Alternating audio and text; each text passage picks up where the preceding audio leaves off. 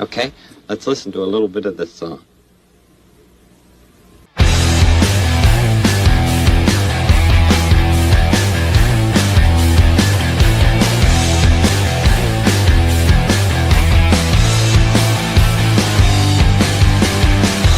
With me while I show you what I'm eating today as a white transmasculine, femme non-binary, temporarily mostly able-bodied, neurodivergent, obsessive-compulsive, chronically ill, culturally Jewish, Unitarian, Universalist, non-monogamous, Emilio romantic, gray, demi-bisexual, a survivor of acute complex trauma, millennial, and cat parent in mental health recovery.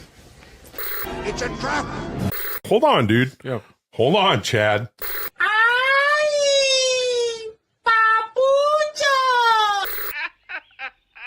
I will read you to filth.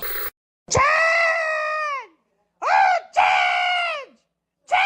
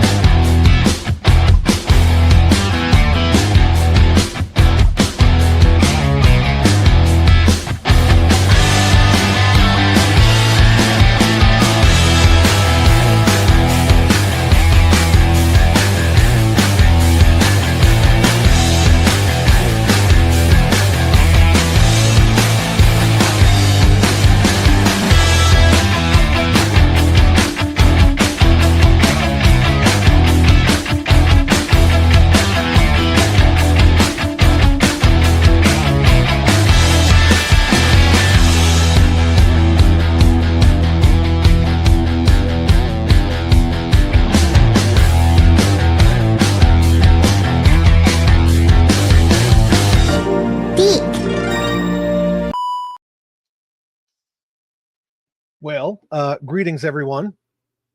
It is the Lord's Day. I don't really know if we're going to talk about the Lord's scale. We're just going to talk about AI. It's kind of an important topic. It's been creeping more and more and more and more. And when is AI useful? When does usefulness become misuse? When does that become abuse? When is it overuse? Things like that.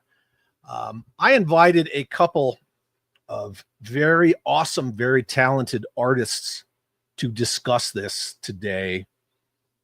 Now, granted, this isn't going to be like an echo chamber of just crapping on AI. We're going to have like a serious discussion to include all of you awesome people in the chat. But we want to hear what you think, and some arguments are good arguments, and I would like to hear all aspects of it. But we're short a guest. I don't know why, but we're short a guest. Either way, we're just going to soldier on because, ladies and gentlemen,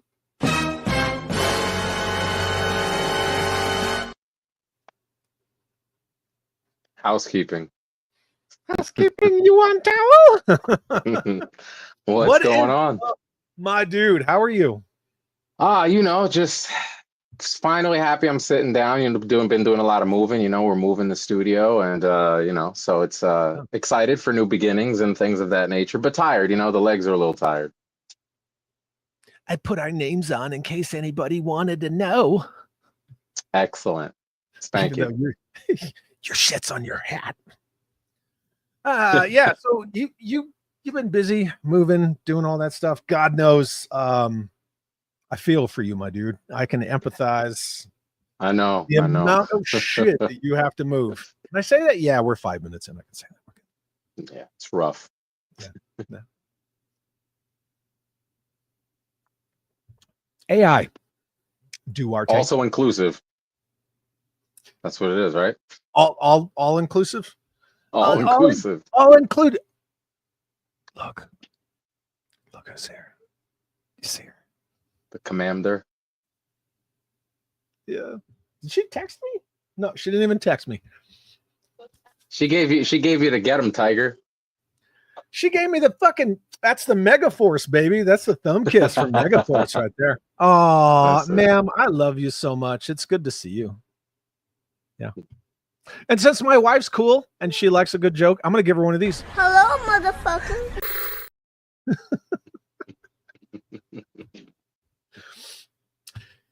Do you use AI? Have you ever used AI? Am I under oath? Or you didn't swear us in, so I mean, technically, I could lie, right? Like, but since I don't, because I hate liars. Yeah, I've dibbled and dabbled with it. Has it been a big part of what I'm doing now? No, it's more like experimenting with new condiments, so to speak, for me.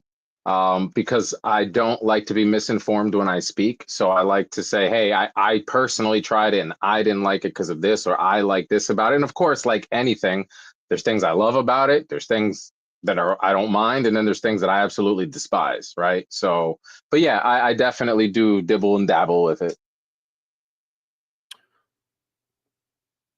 Okay, what are some of the things that you, right, as an artist, as someone who like creates and builds things and modifies stuff, and like you're very hands-on, right? Mm-hmm.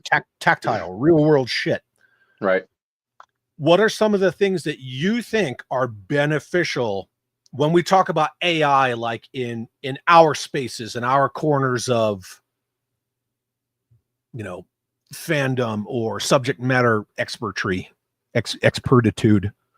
I think ultimately the concept of time, right? Because it's one of the things I preach all the time. It doesn't matter how rich you are. That's something you could never buy back. You could never get it back. Once it's gone, it's gone. Time. Yeah. Yep. So anyone that's been artistic in any shape, nature, form knows that things take time, whether it's a painting, editing photography, a diorama building, whatever the case may be, there's time involved. Now, it gets to a point where myself personally, and for everyone watching, I'm only speaking for myself right now. When it gets to a point where I've already walked every line, I've already kicked down every door. I've proven that I can sculpt. I've proven that I could design. I've proven that I can paint. So it got to the point where I have nothing to prove in the sense of my worth. People already know what type of work I put out. At least that's what I would hope, right? Based off of the work that I've put out. Yeah. So assuming that people already know that, I don't want to waste 14 unnecessary hours sculpting this castle wall again, with putting brick by brick by brick. There's only so many thousands of bricks that I can hand lay by hand before I say I'm done laying bricks. I've proven that I can do it 10 ways from Sunday. Can we speed the process? And what does that mean in the real world? It means hire someone else that doesn't mind laying bricks all day long. You teach them the craft, but then as a business owner, you worry, are they going to stab me in the back? Are they going to go and cut corners and take business from me? And, those things, right, which are real world problems. And similar to a designer with sending his designs over to Asia or China, anywhere in that area, and then it gets stolen and now you got bootlegs. That's how it happens, right? So there's risk and reward with everything, but ultimately time. Because now I don't have to prove that I can sculpt a brick wall. But if I want to design a brick wall that has a 45-degree crack, and now I'm thinking as a designer in my own head, why don't I just put that down in words, put it in this program, and in 30 seconds, I have maybe a good 50 to 65% solid base to start off that saved me 14 unnecessary hours, not once, but every time I do that specific job, right? So there's a million different reasons. I mean, there's a million different projects that I can say that this is what it's helpful for, right?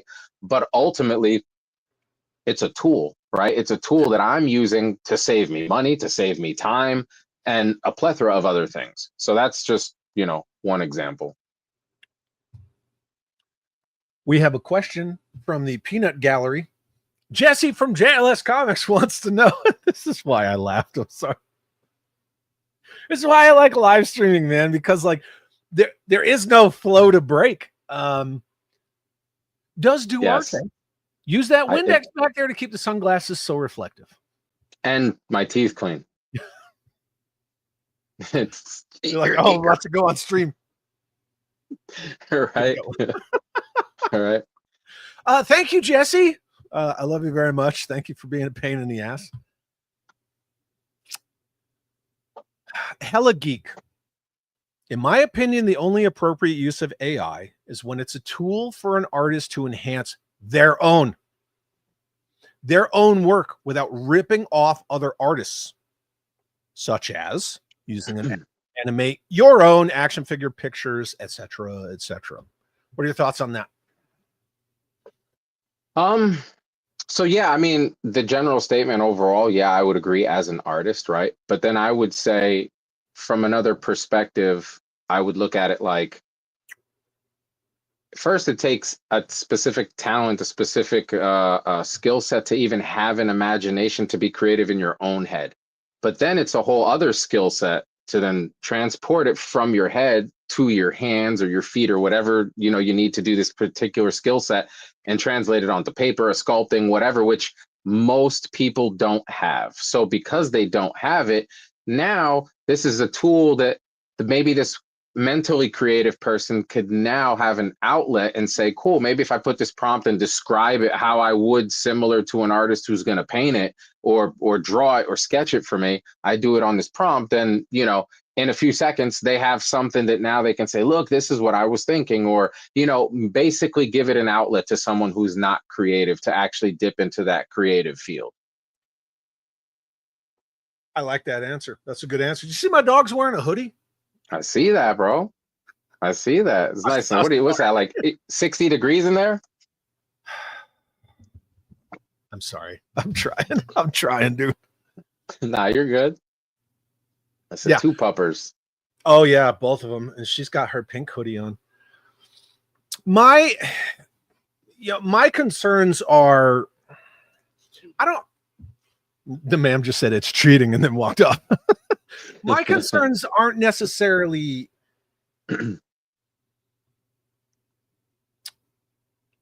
they're not like self-serving concerns. I don't use AI at all.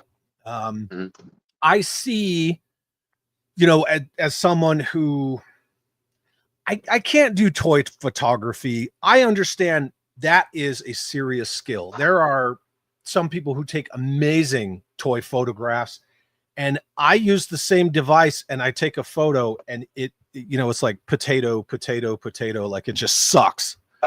So I don't know what I'm doing wrong.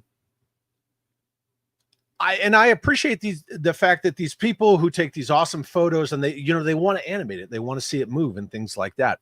That's cool. That's all well and good. But more often lately, I go on YouTube, and maybe everybody who's here hanging out with us knows this. Maybe some people don't. If 5 people don't know it, then I'm still sharing information.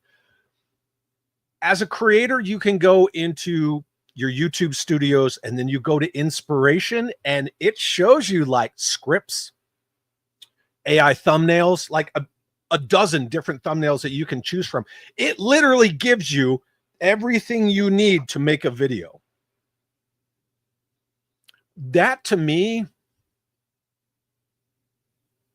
it kind of feels like that's somebody else doing your homework. Right? Okay. It writes you a script. It gives you all the information you need about whatever topic you want to do a video of. Literally, all you do is you sit down, turn on your microphone and your camera, and you fucking hit record, and I just read this shit right here, and then boop, there's a video. I understand, as far as YouTube's concerned, creating content, more channels churning out more stuff equals more ad revenue for YouTube, because YouTubers don't get shit for ad revenue. YouTube gets all the ad revenue.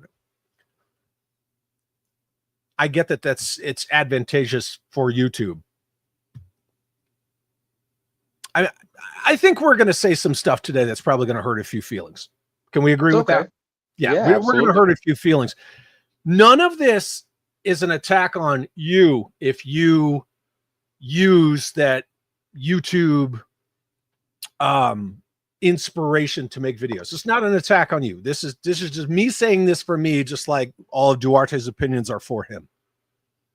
But yeah, YouTube wants you to use AI generated thumbnails, and a lot more often lately, the thumbnails that you use is going to determine if your video even hits an algorithm. They've been changing a lot of stuff lately, and it leans heavily in favor of AI. So YouTube's doing it. Fucking StreamYard's doing it too. So I go into StreamYard and I go to build out a stream, and it like right there, there's a button. It wants me to use AI to make a thumbnail. And whereas I can't take photographs of toys, I enjoy making thumbnails because that's part of my expression of what the stream's going to be about, what the video's about, you know, the feel of it, the flow of it, all of that stuff, the message I'm trying to convey. I'm building my thumbnails for that purpose. But I understand that it's swimming upstream. It's not an easy thing to do. What? Say it. I didn't say nothing. I didn't say nothing. Say I didn't something. say that. I'm waiting for you to finish. I'm done. Don't tell me how to live my life. I'll speak what I want to speak. Duarte had to leave us, so that's too bad. I'm sorry for that. Just kidding. I just kidding. It's a storm, guys. I'm in Jersey. I'm gonna get hit with that nor'easter. It already started raining over here. Ooh, you know. But if you guys do lose me, that probably could have been it. So I could have got hit with a tsunami. If we lose you, I'll just yell for like an hour about Hasbro 375. Oh man. Oof. What? Okay. I've already seen people's campaigns on that. That's some wild stuff. Elephant in the room, dude. Card art. And that's why I really wanted Quinton here, right? Because Quinton did a lot of card and box art for Valaverse, other things. He's a phenomenal. Yeah, right? What do you mean I don't have 6 fingers, bro? Look, they're right there. So many people gave that shit a pass. Oh, it's not a big deal. Not a big deal. I throw that stuff out anyway. It's not a big deal. I don't care. No, that was rough. That was rough because like I'm not even upset that they used AI art, right? Because you know it makes sense. Hasbro laid off a bunch of people. They're like, AI will do the artwork for free. But the fact that no one looked that over and just said, wait a minute, let's edit that out, or let's pay our Photoshop guy, you know, $13 to take all of 30 seconds and clip out that one finger. Well, I don't know. That was weird to me. But it wasn't just Wild Bill. It was Wild Bill. Right. It was the Televiper, and it was Flint. And Joe, specifically Joe, but a lot of lines are known for card art, box art. You know, you got Rudy Abrero, all these big names that have worked on toy packaging. Like, could do a whole series of videos or streams just talking about all the different lines, their visual language as far as like toy packaging. If it's a figures blister card, if it's a box that a vehicle came in, you could talk about that stuff endlessly. Kenner Star Wars with the racetrack, and Motu with the exploding mountain, and G.I. Joe with the, you know, all of that stuff. You just go on and on and on. But this is taking work away from people too. That's something that kind of, you know, yeah, AI's cool. AI's cool. It's fun. You know, it's quick, but it's taking work away from people. And that's kind of something I have issue with that personally. Not that I do that stuff. Your chat's nice too, by the way. My chat's nice. Yeah, I like your chat. What does that mean? Hold on. Okay. Oh, so I do agree. I do agree. This chat? That yeah, I do agree that it's taking work away from people, but like we can I think we can also agree that all of technology has done that in one way or another. You know what? that is a valid argument, man. Like, oh, shut up. You hear this dog whining? The self-checkout lines, right? Big time. Big time. Yeah. I mean, that's a valid argument. I'll give you that. I mean, because think about it, the printing press, right? The car, the internet. I mean, we can go on for days. Like, photographers. Listen, but an argument's an argument, right? Photographers, right? The painters were like, "Oh my God, who's this guy, right? Who's throwing this shawl over his head and hitting a button and then a poof and he's taking a picture, right?" You got that. You got green screen guys. But listen, back in 97, Spawn, one of my favorite characters, loved that movie. All of that. Everyone hated green screen, but now everyone uses green screen. So like the horse and buggy, I'm sure they hated the car. You know, it's a fad. It's going to go away. But we didn't get rid of transportation. We just evolved it. And that's what this is. This is an evolution of artwork. Not like, yes, I agree. There are so many.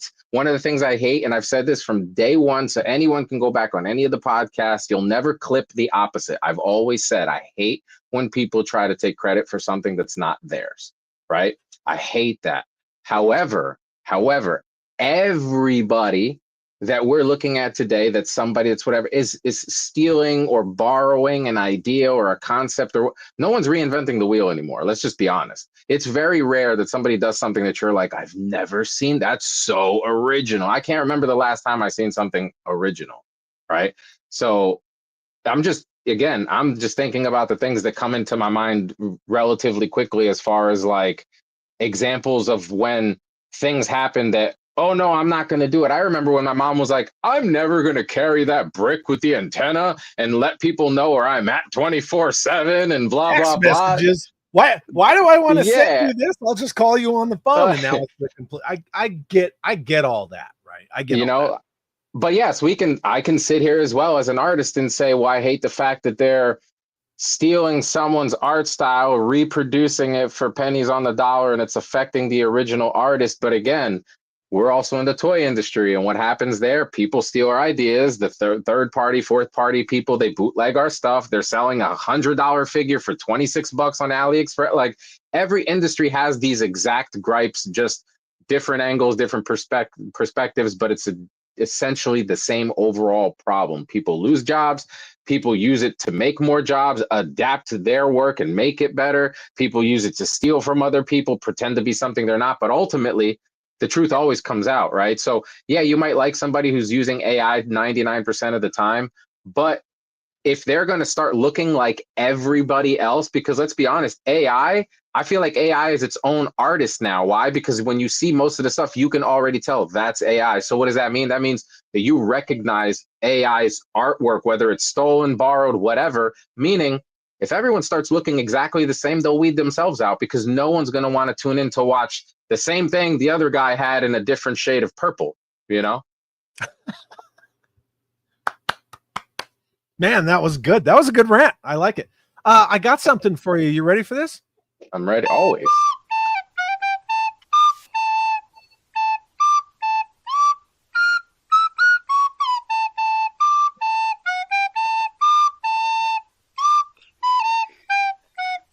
Nice. Hey, Quinton.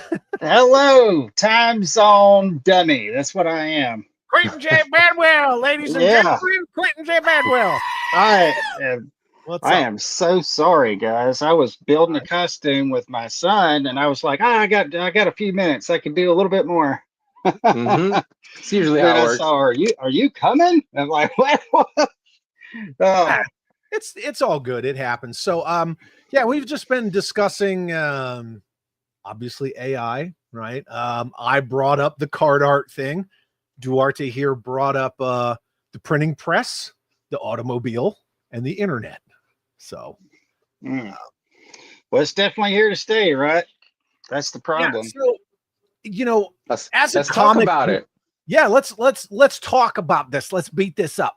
He said it's a problem. Let's talk about it. Why is it a problem? I'm on both sides of the fence, so you know, I love to hear other people's opinions, especially artists. I'm not on both sides of the fence about it. I just don't use it.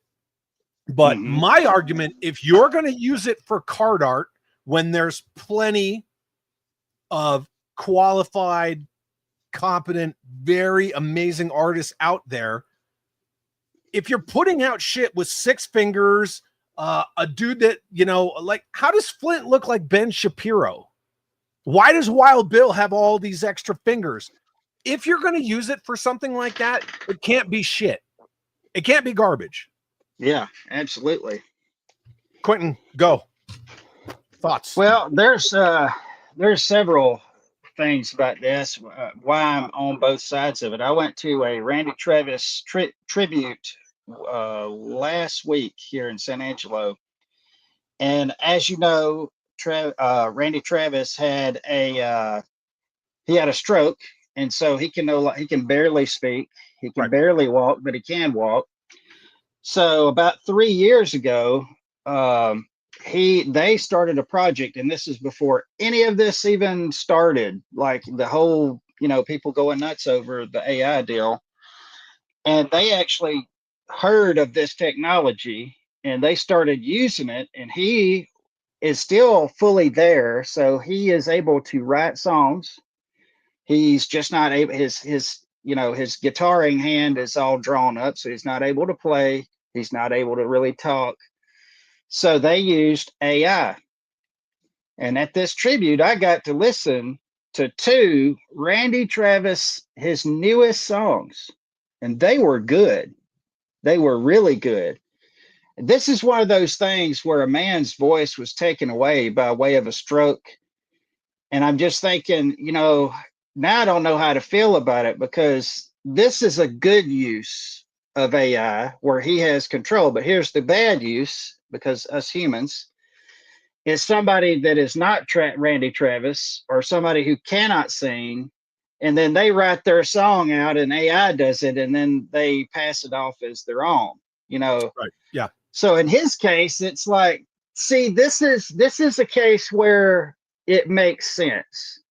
But then you've got so many other examples that you could give where people would be misusing that. And somebody would use Randy Travis's argument to try to, you know, say AI is good, see, AI is good. But then when we get it, then it all goes to hell in the handbasket, because, you know, we're all using it for nefarious purposes and trying to pass work off as our own. And, you know, that's in that part of it. Now, on another part, on the artist part of it, you're totally right. There's so many artists that are out there that are willing to, I mean, there's a lot that work for free. There's some that work for very cheaply just to get the work, just to get their name out there. Sure. And the problem with AI is it takes existing work. That's theft, number one. Okay, number two, if it's only ever going to take existing work, then that means that art will never excel. It will never get past where it is, you know, because we're using the stuff that's already been done. And the problem is these corporations and everything, they're going to use the cheapest avenue that they can find. And AI is the guy. And, you know, that's just where we are. We can say, rant about it as much as we want, and I do. But when it comes down to the corporation getting their pick, that's what they're going to use. They're going to use it whether they let you know about it or not. They're not going to let anybody know when they're doing it. I mean, I bet we'd all be surprised how much of this is already being used or been used that we don't even know about.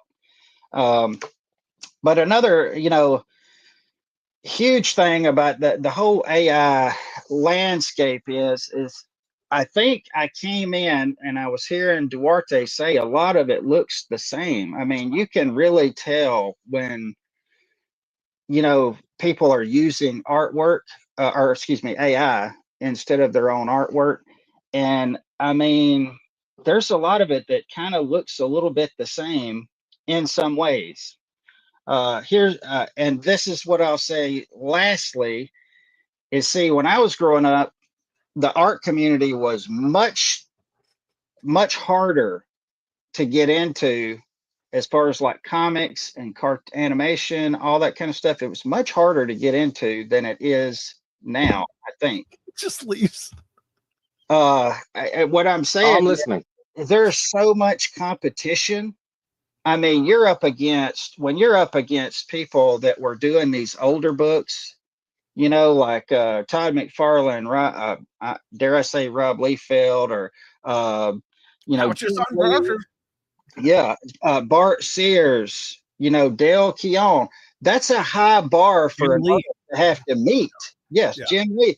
I mean, that's a high bar. So you as an artist, you know your work's not there, and you got to work on it to get to that level. And it's a lot of hours and it's a lot of time. And the thing is you know, you get that job based on how good you are and how close you can make it to that standard. Well, if everybody's using AI, there's no real reason for people to do that. And so what you've got there is a whole generation of people who are going to grow up with this AI, never even know what life is like without it. And you give them a paper and pencil, and they're going to be doing stick figures because they can't really. That's how I draw. That's how I get down. Yeah, there's no reason, and they can't get jobs anymore because AI's got the jobs. Okay, so that's another thing, is there's no real reason for you to try to improve and become a master at it because there's no incentive. There's no job at the end. There's no people that you're trying to compare yourself to get better. So in the end, you totally wipe out all real artists. You just totally wipe them out. And I'm talking about a generation from now. And it's, you know, it's starting even now, you know, and there's a lot of people who are very purist. I've seen people that have been escorted out of cons for having AI stuff and all that. Yes, I was going to bring that up. And that's going to last for a while. But after a while, people are just going to, you know, whatever. You know, they're just going to be like, oh, whatever. And one by one, this has been a big deal with digital art. I do traditional and digital, but mostly digital now because of the ease of it. There's still people who like, they're excited about my work. But then as soon as I say I did it digitally, it's like digitally. It's almost like I used AI. That's the same stigma that comes from, you know, AI now is the big thing. Yeah. But it's not like I'm cheating doing it on a, you know, on a computer screen. You know, I guess I'm a cheater. Cheaters never win. But that's what I have to say about it. That's my whole shtick. I love it. I love it. I don't know what the answer is. I just know this, that when I got into the art game around 15 years old, I started at a screen printer. And up until that time, and I was there for about 2 years, and I learned the art of cutting ruby leaf and all that kind of stuff to make t-shirt designs.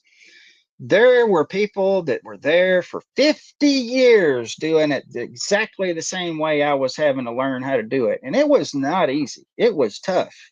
Yeah. And I learned it. And about 3 months after I learned it, there's a guy we started hiring at our company. Man, he does this stuff on computer. And we're talking about 1993. Okay. And love his accent. Within a year, all the other guys that couldn't make the switch, which was like all of them, the ones that were doing it the old way, they were out of jobs. They were going and finding other stuff to do because there was such a market disruption. There was no longer a field for them left. If you couldn't do it on computer from that point on, then you were done. Yeah, One of the guys that helped me out in the very beginning, learning how to do it, he went back to school, became a mortician. I don't know how those two fit together. Sure enough, the guy got so fucked up. He's like, "No, I'm just gonna go hang out with dead people. Screw this! I'm going to paint dead people. They won't crush my dreams, you dead bastards." But yeah, I get it. I understand it. like this. Brad said photographs and cameras killed the painted portrait business. Duarte was saying that too. I understand. Who the fuck uses a typewriter anymore? Yeah, that's right. I get it. Rotary phones. But how much of it is creatively bankrupt or lazy or lack of skill, being supplemented by modern technology, and how much of it is it enhances things? That's kind of the argument. Yeah. Quinton, just okay, before we move on, because I see Duarte is furiously writing shit down, which that's kind of stressing me out. I just got to ask you, Quinton, real quick. You're a phenomenal artist. Like, everyone has, I'm sure, at some point seen your art in one way, shape, or form. Mhm. A lot of us use your art, right?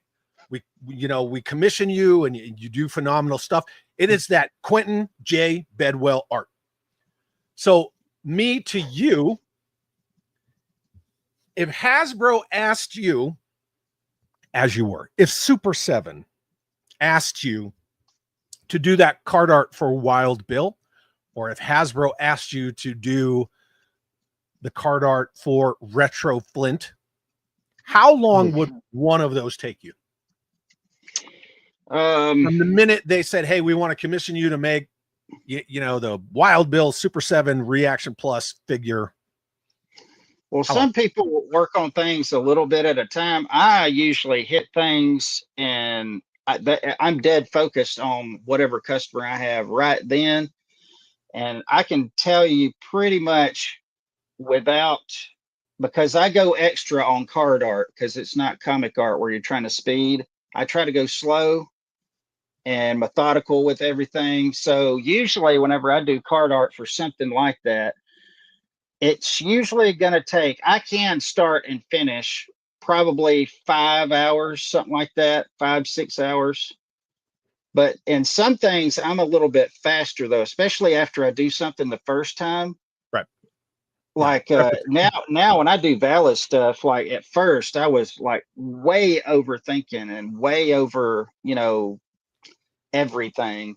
But now it's got to where I can put these guys in poses and I know this is where my time is going to go when I start doing the weapons. Because I don't know if you notice, when I do the weapons, the boots, the gear, I spend extra time to put every rivet where it's supposed to be. Yeah. Because it's a military and adult audience. People are sticklers about that stuff. And I know that.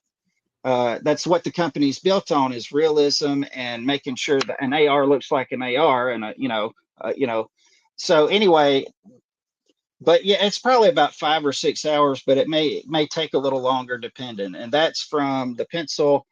Now I do have to chop that up because usually I'll do the rough, I send it over, then I do get it okayed, make the changes, then do the ink, send it over, and then do the color. And I do that with any customer, even if you're getting some little ring. I've done stuff for you. I'll send you like roughs of everything. Yeah. Every step of the I'm not a surprise artist. That's like surprise. Yeah. Surprise. Go back and change it. Even after it's all complete. Surprise, there you go. Oh, that looks like shit. Yeah. Yeah. Oh, thanks. And then 2 days later, after you get so pissed off about it while you're sitting on the toilet, you're like, I'm gonna text that artist right now and tell him to change this. Quinton J. Bedwell, you ripped me off. That's right. Let me hit a couple of super chats real quick because I see Duarte is like, the dude's ready to go. Headcanon Unlimited sends a $5 super chat. Good to see you, my friend. And says, driving an hour and a half for a VA sleep study, but listening to the stream while I drive. Have a great show. Enjoy your sleep study. They're horrible and funny at the same time, but yeah, have fun with that. I'm glad you're still here with us. Thank you for the super chat. I'd like to say off this, I recommend anybody in here, if you're having trouble staying awake during the day and somebody says you're snoring, you need to go have that done. That could lengthen your life, and not only that, but your enjoyment of life. It sucks to have a breathing machine on at night. It's hard but let me tell you, if you need it, and it will help you. And if you I've had sleep with any kind of significant other, they will appreciate you much more if you no longer snore. Ask Yeah. me how I know. Well, How do you know, Chad? Because the MAMs almost killed me in my sleep a few times. I had severe sleep apnea, but when I lost all the weight, it totally went away. But before that, let me tell you, when I went in for my sleep study, I fell asleep. They set me down in a chair. I was asleep before they got out the door. Like it got to where I couldn't go more than 10 miles driving because I would Jesus. just be punching my legs trying to stay awake. And No, I see, was I in was the there. opposite. They gave me the Ambien and all that stuff, and I was like awake watching TV, and they're like, "Are you gonna go to sleep?" And I'm like, "This is how it works, man." Uh, Anyway, but yeah, sleep studies are important. My Small World channel member for 16 months. Thank you, my dude. Uses his Chad chat and says, "Brother, I'll have to catch the replay. I'm recording." Well, very cool. Thank you for popping in anyway. Appreciate that. Yeah. Joe Bits sends a $5 super chat. Thank you very much, Joe Bits, and says, I fucks with AI. It's like crack to me. Started doing AI Joe videos this year and plan to keep doing lots more next year. Sorry, not sorry. I mean, that's to each his own. I mean, that's that's the awesome. way it's going to be. That's the way it's going to be. There's going to be people who are okay with it. There's going to be people who are not. It's just like I was just saying about the digital stuff. I do stuff digital. There's some traditional guys who's like, man, that's cool. I need to learn that. And then there's other ones like, you ain't a real artist if you do it digital. Like, well, what the heck do you know? I mean, Look, Yeah, because your hands don't get dirty and you don't use Yeah. water for your paintbrushes. and you know well, not what? only that, like a lot of the stuff that you do, it's for those of us like on social media, on YouTube, and things like that. Exactly. Like, why are you going to do it in like traditional medium and then be like, oh well, let me scan it now? It's like, Yeah, let me no. scan it or send it through the mail. I mean, No, it's just just not give me a viable. high res PNG and we'll fucking move on. It's good. Now, one thing that I have to say about all this, I enjoy scrolling through social media and seeing like Joe Bits, Nico Tronus. Like, there's a lot of guys, a lot of people who are here on this stream in this chat. You know, they animate their figures, they animate their blockies and things like that, and they make them do cool stuff. I think that's fun. What I don't like is, you know, when I'm scrolling through stories, I guess they're stories or whatever, and it's like AI, and I'm like, fuck, man, like all this stuff is AI now. Part of the fun of looking at stories is like, oh man, did you see that wacky car crash, or did you see what that cat did? And now it's all fucking fake. It's more fake than it's not these days. Forget watching any videos nowadays. Are you talking about women or AI? What are we talking about here? Yeah, what the fuck with this AI girlfriend stuff, man? I see it like 30 times a day. It's like, I'm an AI girlfriend. I'm like, I don't even want to know what that is. I don't even want to know what that shit is. That's the stuff that kind of irks me. And Quinton, just like you said, Duarte too, like we all have our own opinions on things, not saying anyone is wrong. Right. I can't stand looking at AI thumbnails. I can't fucking stand them. Or I get tired of it. Or I get a little all tired these of it. channels that use the AI music and it all sounds the same. It's all the same, like beats per minute. It's all the same tempo, and it's all that voice doing the thing. Hey, watch this show. But hey, it's also got like a tone, like a texture in the voices and it has the like music that tinny too. kind of Yeah. I can't fucking stand it, man. I can't stand it. And that's I just like the me for me. I like the novelty aspect of it, but now that it's being used everywhere and even for finished product, man, no, come on. Can we get past this at least, you know, or get it, make it better at least, make it better. At least that was my argument about using AI for card art, right? If you're going to use it for action figure card art, it's got to be better. It's got to be better than boop, there's Ben Shapiro, or boop, here's Wild Bill with, 96 fingers, and then Kickley comes out and he makes a fucking joke out of it, You can't use it for that stuff that people are going to look at. Where the fuck is that guy? I just don't know. I threw him on the floor. Hold on. I don't know how you missed that many fingers. No, because somebody sent me this, right? Yeah. They sent this to me I mean, as a joke. I just don't see how you could miss that. Yeah. It's just it's got to be better. It just can't be crapo like that. Yeah. Okay. Joe Bits, thank you for the $5 super chat. Duarte, go. All right, so I'm practicing for the bar. You know, I'm doing my lawyer thing, right? And I'm writing everything down. So if you fuck around, you find out, right? So let's start with number one, right? Because listen, Quentin, you made a lot of valid points, and I agree with a lot of the things you said too. And I'm not the points that I'm going to bring up isn't in disagreement. It's more like well, it's okay if you do though. I mean, yeah, absolutely, 100%. Because there are things that I do disagree with, which I'm sure you guys do too, and that's part of life, right? I'm not going to hate you for it, right? I actually like you more for it, but ultimately, this is just different point of views, right? Just so we can kind of compare and contrast a little bit. But before anything, both of you guys, change your AI algorithm, okay? Because I have nothing but kittens on mine and whatever fucked up shit Chad sends me. So I don't get AI stuff. So you guys are clearly well invested into AI. All right, that's number one. All right, Look, and I can't have AI messing with my nightmare fuel. It's got to be real. Yeah. Anyway, go ahead. I'm sure half the people in the chat were like, yeah. All right. One of the things you mentioned, you talked about music, right? And I'd say for the most part, like, yeah, that's true. But that's kind of the point, right? Because like technology's given tools to the talentless, basically, you know, like auto-tune, right? Did it, GarageBand did it, TikTok filters did it. That's right. And you know, and guess what? 90% will end up just sounding and looking awful. But then there'll be that 10% that'll have something that real to say, right? That'll finally like have a way to say it, and it'll kind of pick up and do its own thing, right? Agreed. It's like the way I look at it's kind of like, let's see, like you can give a guy a microphone, right? But you can't give him rhythm, and AI isn't going to change that.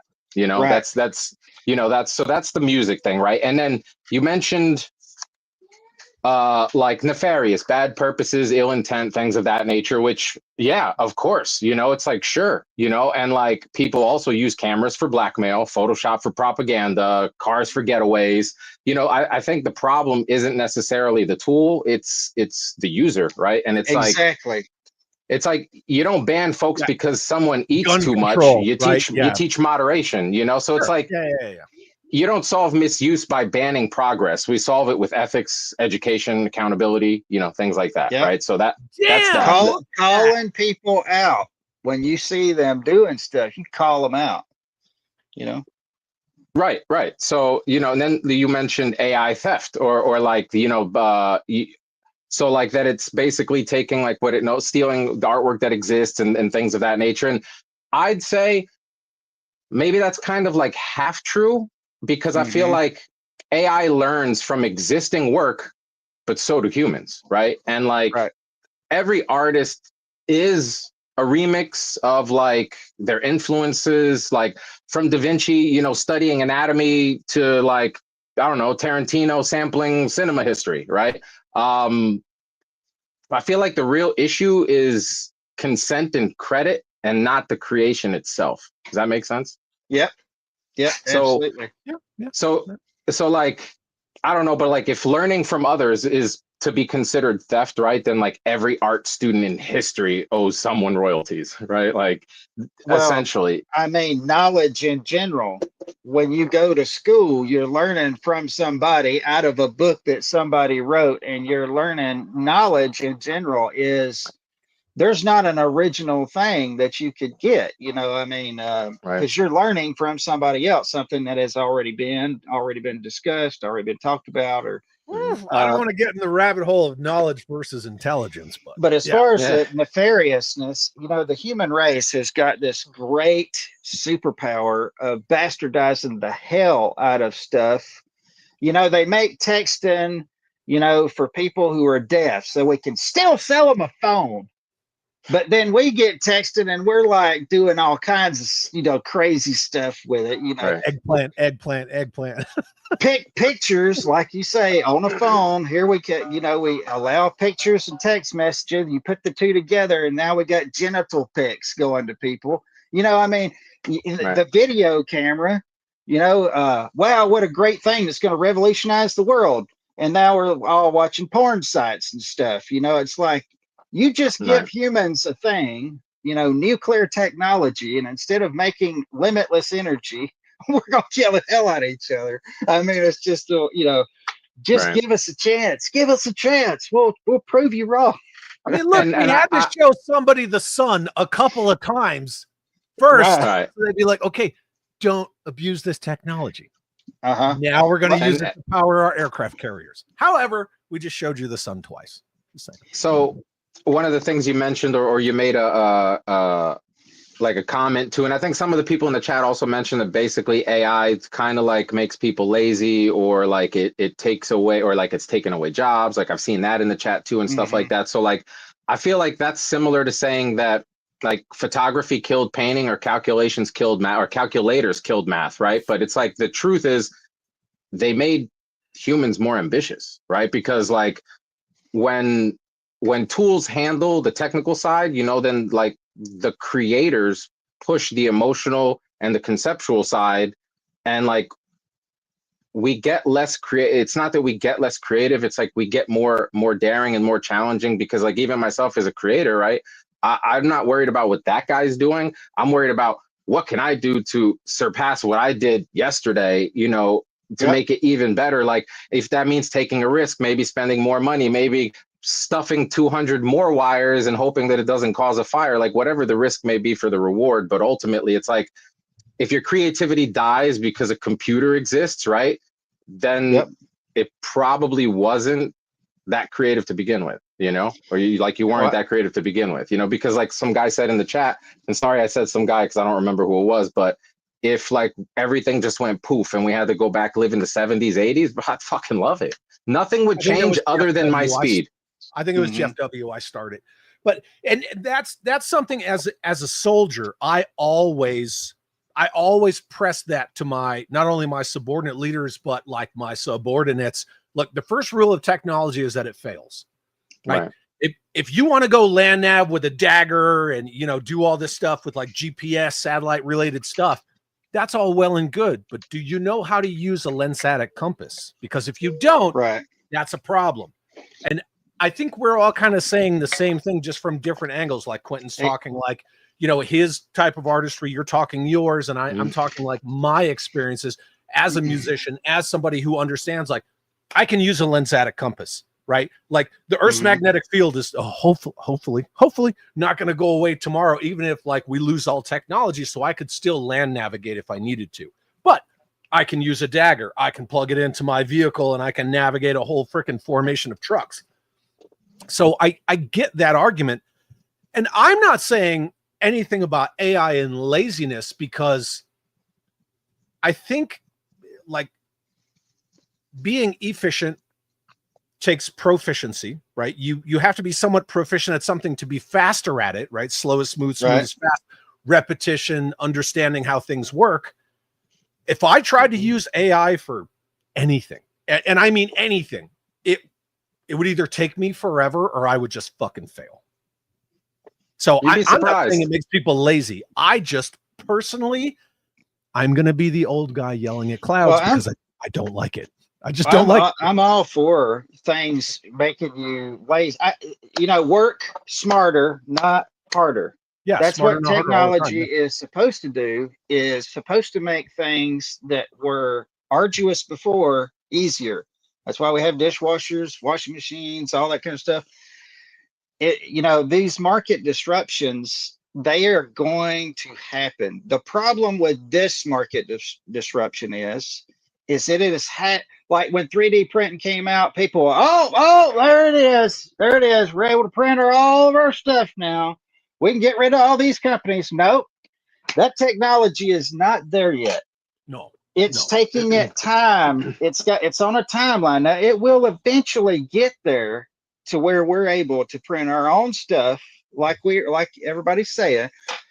But it's given everybody time to, adjust and to work out stuff. This though, AI on this side though, is coming in so fast and hard that people are What she real said. time losing jobs. And like, you don't know what, and it's good and it's going to be good eventually. And eventually there's going to be a time when like our kids are going to grow up and it's always been a thing. They're not even going to Sure. know there's any, and, it'll settle into what it's going to be. And it's just really hard to know how to feel about it because you see it used so well and then you see it used so terribly. And it's just where it's all happening so fast. I don't know of another time that I can remember where a disruption came in and was this hard, this fast. Anyway, that's what I'm saying. Here's something that I will say about AI in regard to one aspect of entertainment being like movies or AI trailers and things like that. It's very interesting when you use AI versus some kind of a, whatever, like a bullpen writer where you remove like anyone's agendas or opinions or I'm going to leave my mark on this character. And you see AI make a trailer for something. Mm-hmm. I have, and I know a lot of people in the chat because I've starred some of them or I've seen some of them go by like, the AI trailer for this looked phenomenal. Why can't Hollywood make a movie like that? Or, this AI, this looked fucking awesome, or all the G.I. Joe stuff and on and on. So I do find that part really interesting. As soon as you remove that human element, like we need to deconstruct Superman. Yes. So it's like, no, AI takes everything that's out there about Superman and puts out like the ultimate Superman trailer. And I'm like, fuck, man, I would watch that movie in a heartbeat. And you can get it to do impossible things. Like not only that, but you could also factor into your AI creation where this demographic, this did really well with, and this one too, and this one too. And what we want you to do with Mr. AI is we want you to make the story to go along with those elements that are going to appeal to all these people. I mean, the sky's the limit. And I really believe where this is going to end. And I'm not poo-pooing all of it. I'm just, I'm just living here in this time, trying to figure it out as I go. It's going to end up where we're talking into a box like Alexa, and we're going to be saying, Alexa, I want to see a movie starring Clint Eastwood, and I want it to be a war movie, and I want to have this in it, that in it, and I want it to be kind of like this other movie and this other movie. Make. And My father would love that. That's going to be our Friday night family movie night, is watching the Alexa make a movie in about 5 minutes flat. I didn't even think of something like that. And then could you imagine the treasure trove of hundreds of billions of different movies with those same possible characters that now you could share with your friends? Like, oh, you got a Clint Eastwood movie? Yeah, I got a Clint Eastwood movie. You got to watch this movie I prompted. Here, I'm gonna send it over to you, and then you say, I love this movie, Alexa, but what if we change the ending to be something else? Why don't we have an alternate ending? And then you'll get to change it, and then that's what we're gonna be. I mean, and then you're gonna get Grammy awards for the best homemade creative movie goes to. but sorry, Mr. Larry Grammy is out of a job. Actually, for the gramophone. Yeah. Thank you. Yo, think about that for a second. Evergreen money as an artist, bro. Me personally, one artist that pops into my mind that I'd love to watch, like, I don't give a shit what movie he's in. Denzel Washington. I think he's a fantastic actor, right? Hell yeah, dude. The sad, unfortunate truth is Denzel's going to die one day, right? Yeah. But imagine if he puts in his will, and I'm making shit up because I don't know what Jones in his voice. Right. And you take the voice, you license it, and forever you're paying your family off. Right. But now you're paying your family off for the rest of their existing life because your voice will carry on and it'll always be able to be used now in AI this, or obviously with consent, but it's there to be used and people will still know who it was. Like you'll essentially live on forever, which is most artists' dream, is to live on forever, not physically, but a million years from now, I'm sure Quinton would love to know that like somebody's looking at his artwork like this is some badass old school shit, you know? Yeah. So just food for thought. Apparently, Well, Hal Jordan wants an AI movie where Laser Pants Ninja and I are on a road trip to save Mad Hatter from Johnny Nostalgia. I don't even know who that is during a zombie apocalypse. that would be awesome. And the Mad- motherfucker says Paul Walker and Carrie Fisher both are AI owned. Wow. I didn't know that. I know that Carrie Fisher's daughter. Paul Walker had to be because I mean his brother helps because they superimpose the face because his brother's like similar looking. I think it was like a 65% match or something. But the whole Paul Walker, the voice, everything, it's AI owned so that they can keep because Fast and the Furious 37 is not going to be the last one. It'll be like Fast and the Furious 5000 at this point. You know, like I'm sure it's gonna. They're saying it's going back to racing, but we'll see. No, sir. No. Ken says, I'm not a fan of AI, but some of the damn trailers. Yeah, here we go. Some of the trailers made with it are better than some movies. And using AI to voice over the old Joe Marvel comics has entertained the hell out of me. A lot of people have been sharing those. Yeah. Yeah, you like them, Chad. Don't lie. You like it. I don't not like AI. I just don't like when people try to do something AI and then they try to pass it off as, you know, they try to lie about it and be nefarious with it. That's the So thing. now, do you have a problem? So let me ask you, do you have a problem if they flat out say, look at my artwork, right? And they don't say that there was AI used and they clearly used AI? As long as they're honest about what they But but what I'm saying is, what if, right? Let's say I put out a piece of artwork and it looks good. It doesn't have 6 fingers, nothing that you could concretely say he used AI. Let's say I did 50%, let's say 60% AI use and 40% was hand or digital, whatever else, right? I just say, it's my artwork. Are you upset that I didn't mention that I used AI or No.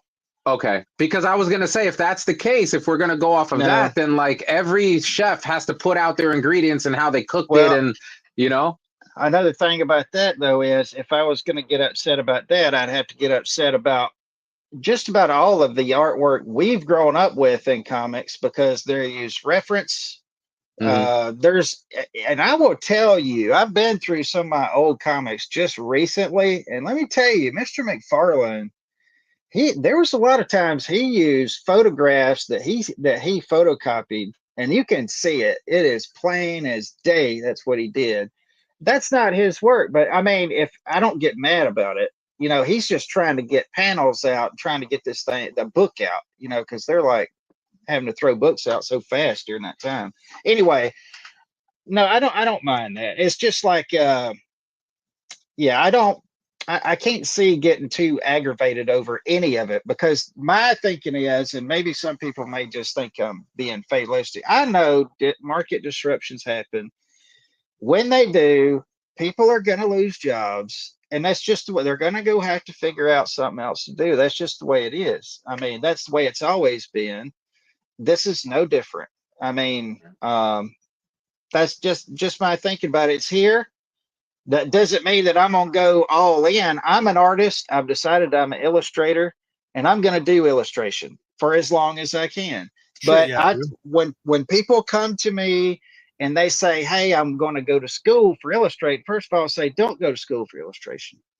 For one, anybody who goes to school for illustration, you can if you want to, but most of the people I've ever talked to that went to school for illustration, they're still paying on a loan. And they could, you know, it didn't really help them that much.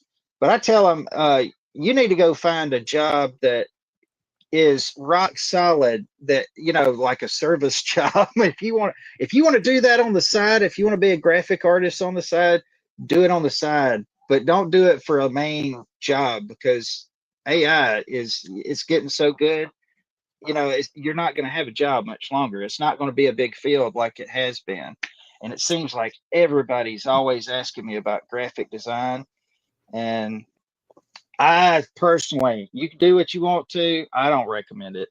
I think you need to do it in your spare time. I mean, that's just me. Yeah. What do you guys think about what Jesse from JLS Comics says? I don't like the copyright infringement aspect of AI. Thoughts? As far as what?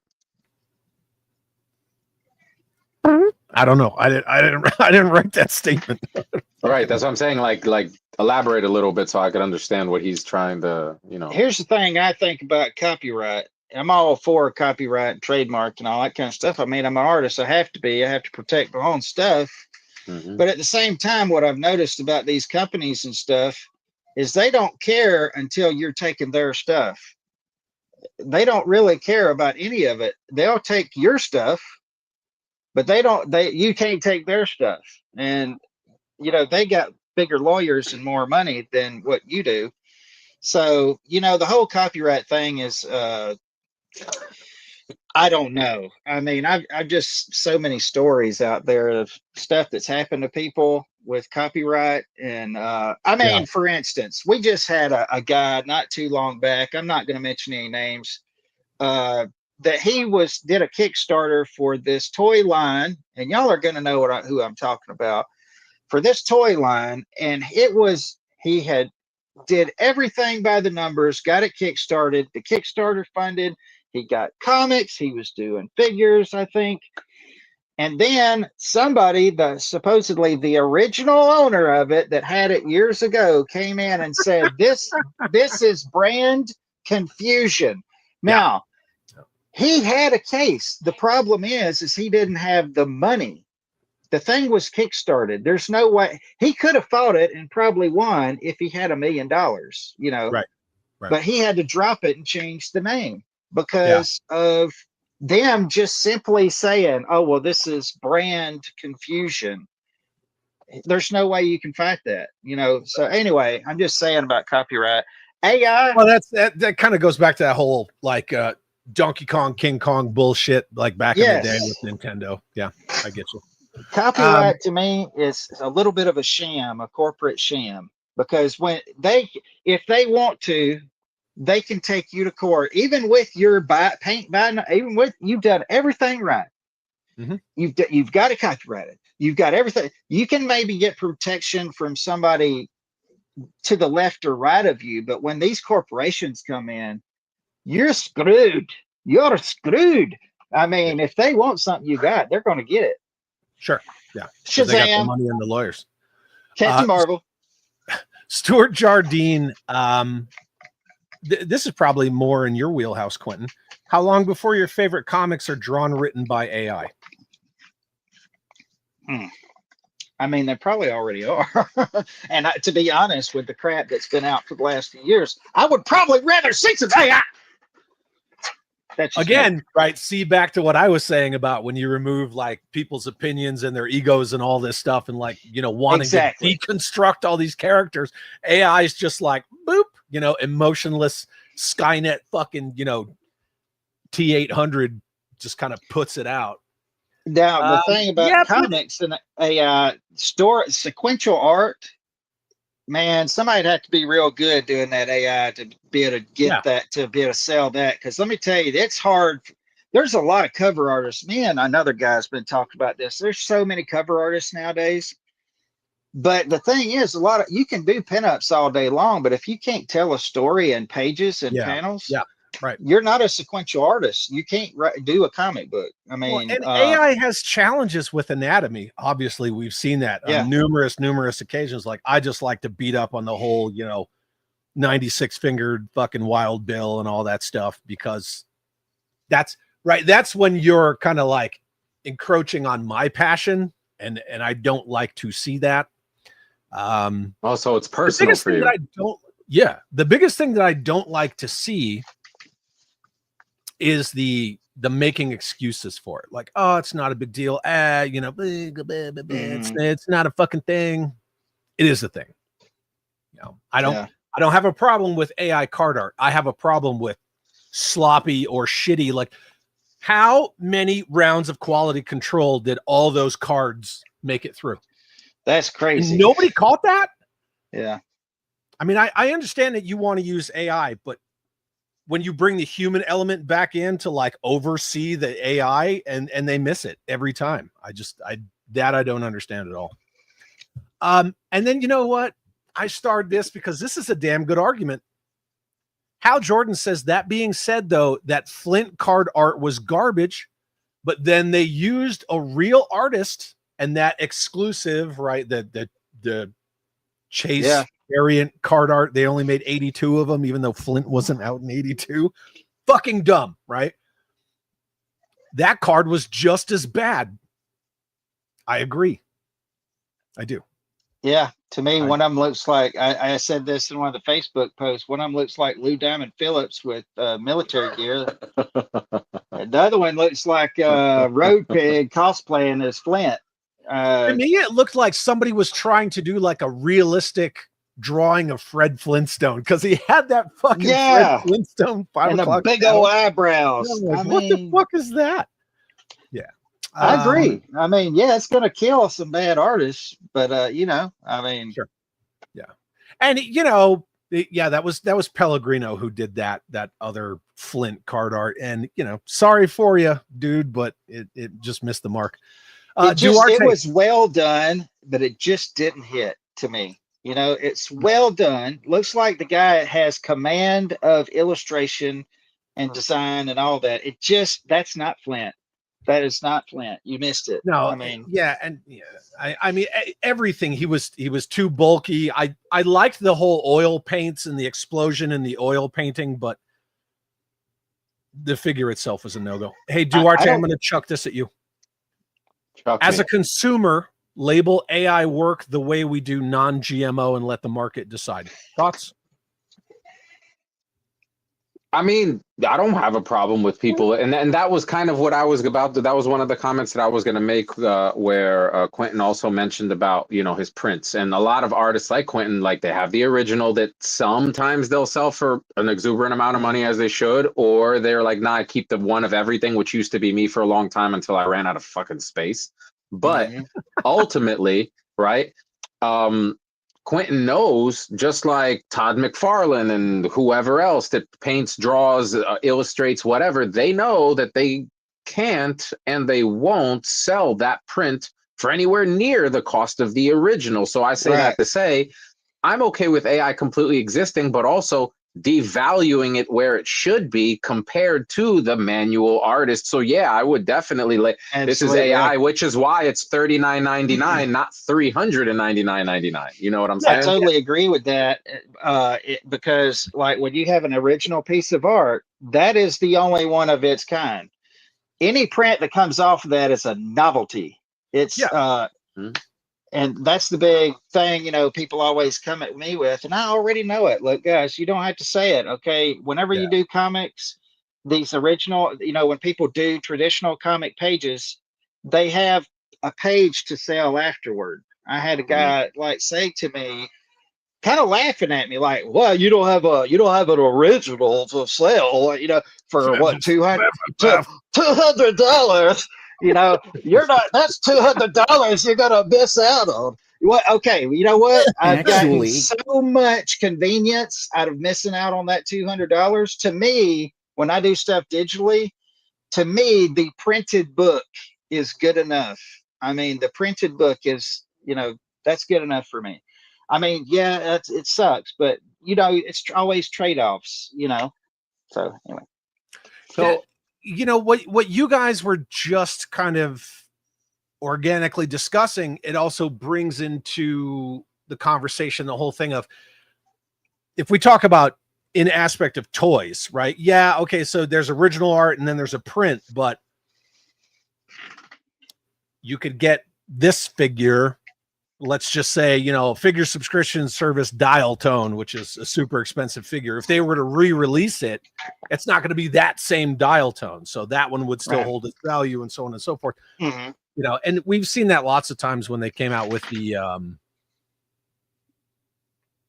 Ahsoka Tano vintage collection figure and so on and so forth. It's just kind of one of those things.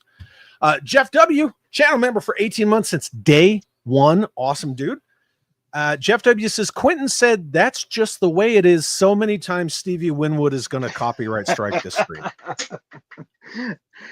That's the way I live, man. I ain't into chasing people and making sure they're doing what the hell they're supposed to, because you know what? I got my own life to worry about. And I get, you know, there's certain aspects of this that I don't care for, but that's just the way it is. That's just the way it is, motherfucker.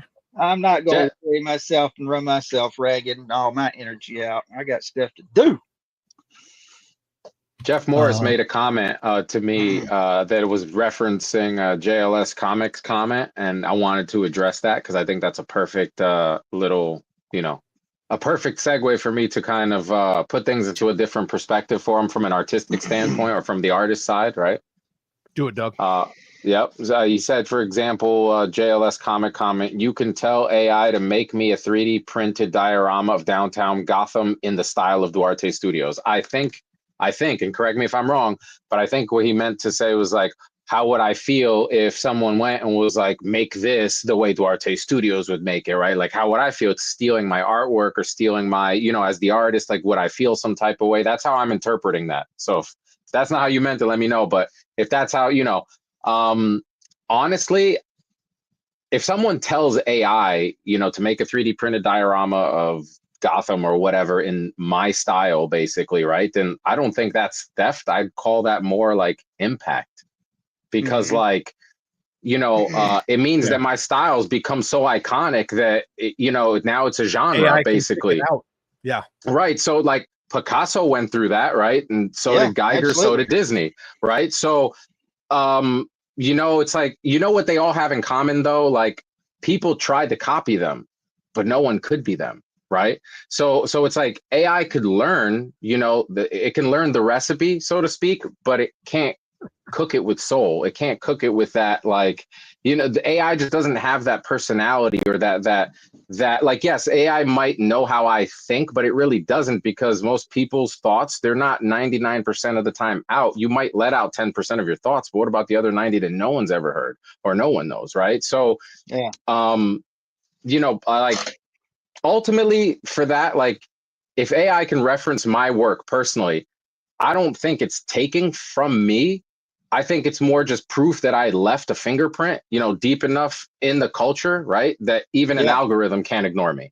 So that's just me personally, but I could definitely see some artists being like, oh no, it's going to take me out of business because now they did this and now I can go 3D print it. But like, what I would say to that, I'd be like, if AI can do Duarte Studios, cool, no problem. Now let's see if it can handle, deal with a client deadline and deal with a resin printer jam at 2 a.m. Absolutely. You know what I'm saying? Well, and AI is also not pretty with an amazing beard. So, oh, thank you. Appreciate it. Yeah, there was a line between, emulating something, because that's really all AI is. It's emulation. Right. There's a line between emulating and fucking stealing. Like, there's a big divide there between them. Right. Like, there's that whole imitation is the best form of flattery. That's not the whole quote, but that's most of the quote that everybody kind of always knows. But there's a difference, and sometimes there's gray area. I mean, it's not like somebody fucking stealing my car rents. I never come at thing. I never come at it from the stealing point, because that is just such a. There's some people there that is AI is stealing. Okay, look, Duarte said it earlier. Anybody who's ever learned anything learned it from somebody else, like art. And like some people, they you didn't say it just like this. This is what I got out of it. There's some people you can look at their work and you can see there's influences of this artist, this artist, this artist. Is that stealing? That's not stealing. Okay. No. Now, unless they cut out one whole piece of your artwork and put it on something and sell it, that's not stealing. Okay, that is. Well, even when Hasbro stopped using Hector Garrido, they were still telling all the artists, like, especially when they got to the in-house, like, hey, try to make it like the Hector Garrido style, Right. Like, that's not stealing from Hector Garrido. That's like trying to follow a visual language. I've had people steal stuff from me. There was a website. There was a website I was going to go join, and one of the things on their main page, they had my artwork already there. I was like, oh, I didn't even know I was a part of this site. And what it was is they ran a bunch of filters on it, Photoshop filters, when Photoshop filters became a thing. And they had my name gone and their name on it. Was it Viper Island? You know what? But But that is stealing. That's stealing. Now, I'm sure 12 people in the chat were probably thinking, yeah, it sounds like Viper Island. Yeah. Viper Island. There's a lot of people who do, and I guarantee you there's a lot of these poster kings at these cons that always selling these prints and stuff. Most of that stuff there is stuff with filters ran on it. You know? Yeah. I mean, Well, there was that guy recently at that one con, right? And he got unceremoniously kicked out because he was selling AI art, and then people were coming by and leaving shitty notes on his empty booth all day. And I can't wait to see Brad Davenport again. That's a beautiful man right there. He is. He is pristine. I actually, His hair, beard, I all popped his that. live stream cherry last week and didn't even know it. Really? Yeah. Good. Last How did week it feel? How did it feel? Yeah, it was warm.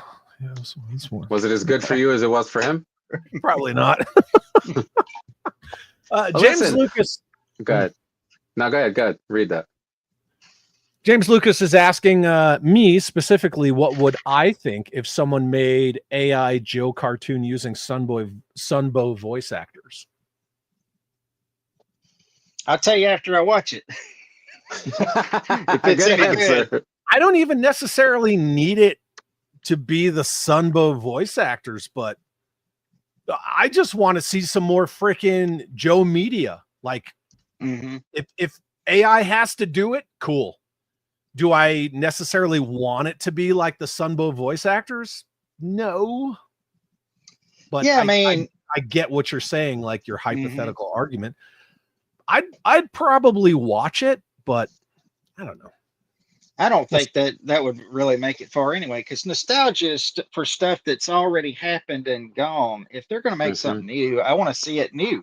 You know, Yeah, I'm but gonna then see it Hasbro with and Marvel new things. Animation will just come down on you, you know, Yeah. because that's what Sunbow is. It's Marvel Animation Studios. So, no. I kind of liked this. Fluffy Cajun. My big thing with AI is, what about disabled people that want to get their creative ideas out and thus require AI to do so? Do we then say do it, but don't profit from it? Well, there Absolutely. you go. That's the whole Randy Travis thing. That's what exactly right. what I was talking about. He's disabled now, and they have not put out those songs to sell on records or anything. I don't know if they will. I don't know if I'd be against it, because he was over every aspect of it, even was able to be in there doing the sound stuff. You know, they went through all the numbers doing the stuff. And I don't know what the answer is to that, but evidently a lot of people who are like, the people who go hunting for AI people, and they like just run them down and dox them and put their name out everywhere. Sure. I'm not one of those people, but there's people who have come against him and all of his people for even saying AI, even though it's his own work. It's not his voice, it's AI, and that's all they hear. So, I think that would be something good, and I thought it was good in his case that he's getting to still continue to do what he loves to do. I think that this is a perfect example of how technology can make people's lives more, enriched, improve, help. Yeah, exactly.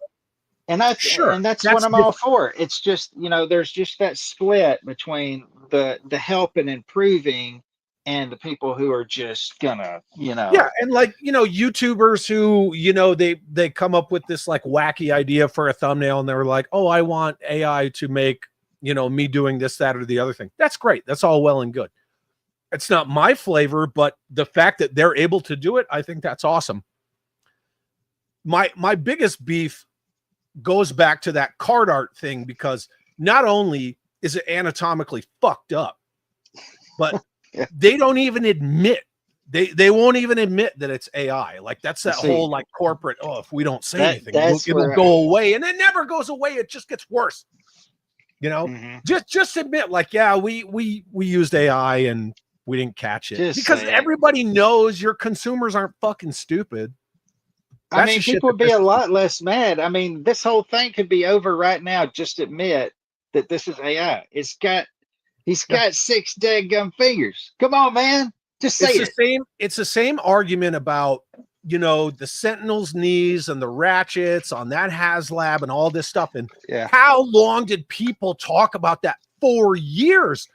But then when Ryan and Bobby had Ryan Ting on, and the way he just explained it, it was like, well, fuck, man, why didn't you guys say that like the day after? And it would have just been done. It would have just been done.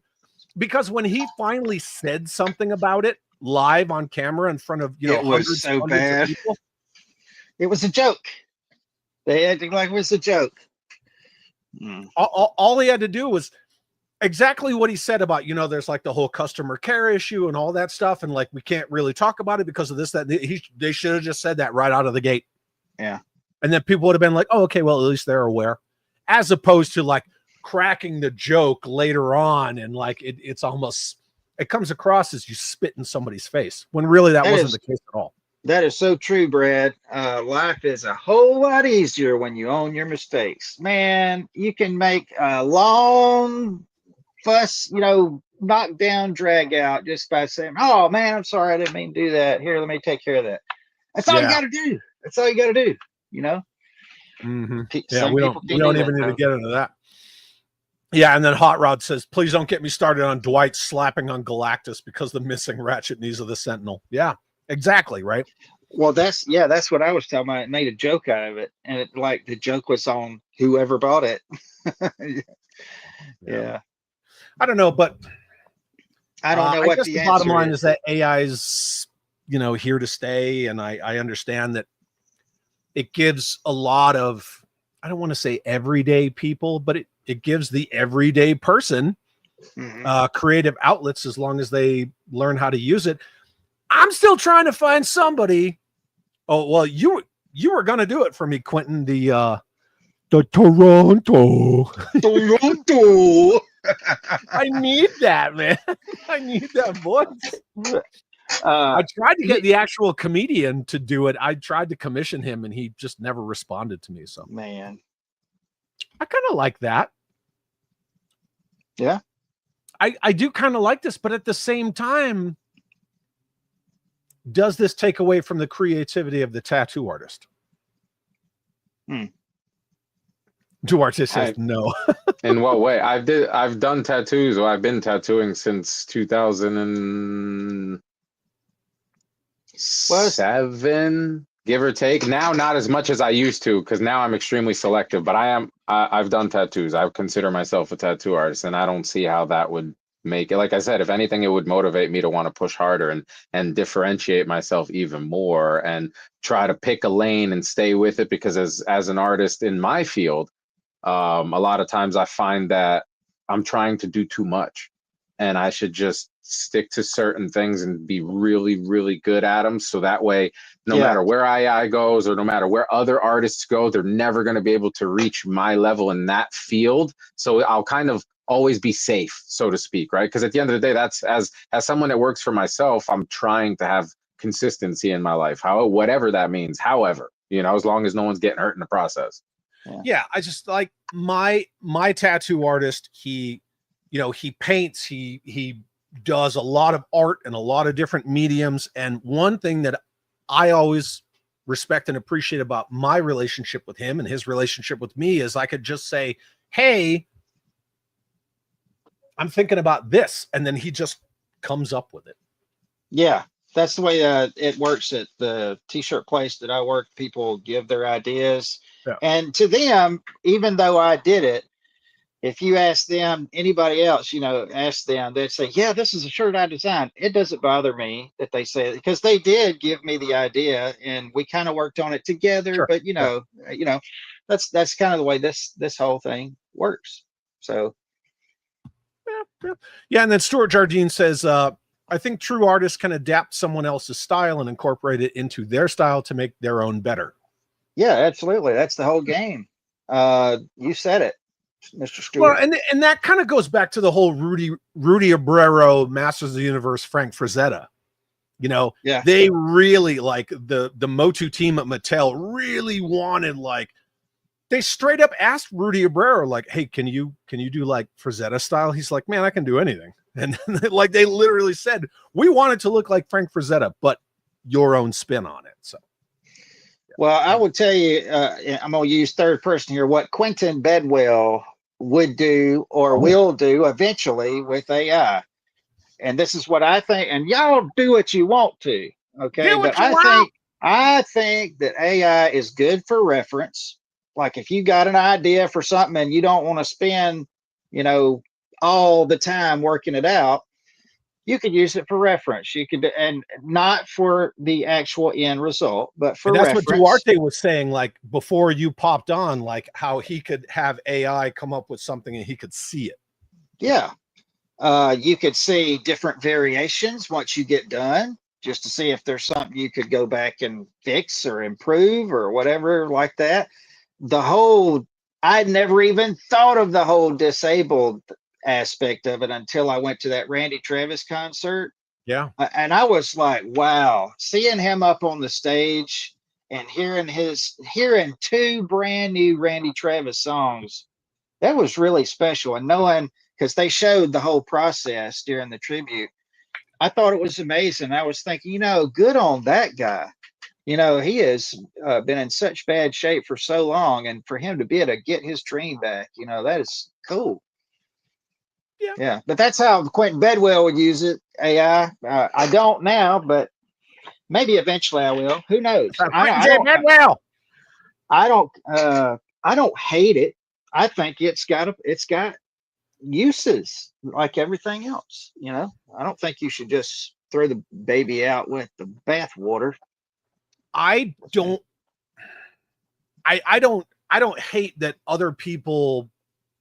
First of all, like you do you and I'll do me, right? That's kind of always the whole thing. Just don't come on my porch with your bullshit.